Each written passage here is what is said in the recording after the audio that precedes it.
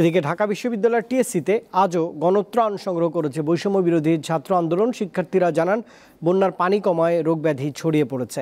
এই অবস্থায় চিকিৎসা সেবার ওপরও জোর দেওয়া হয়েছে।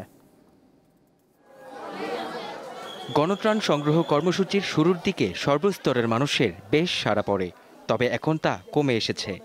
ওষুধ ও প্রয়োজনীয় জিনিসপত্রের চেয়ে অনেকে কাপড় চোপড় দিচ্ছেন।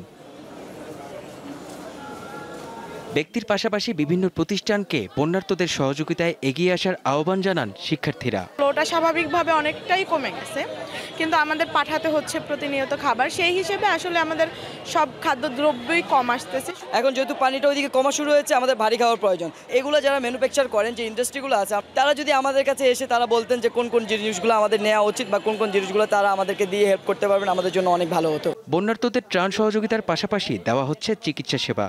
ফেনীতে আবরার ফাহাদ ফিল্ড হাসপাতাল প্রতিষ্ঠা করে সেবা দিচ্ছে বৈষম্য বিরোধী ছাত্র আন্দোলন। যে চর্মরোগ সহ যেই মেডিসিনগুলোকে আমরা আসলে প্রত্যাশা করছি, সেগুলোর প্রোডাকশন নর্মালি অনেক বেশি কম হয় এবং এই ক্রাইসিস মোমেন্টে তার চাহিদা হুট করে অনেক বেশি বেড়ে গেছে। সেই সাথে সাথে এই মেডিসিনগুলোর দামও তুলনামূলক বেশি।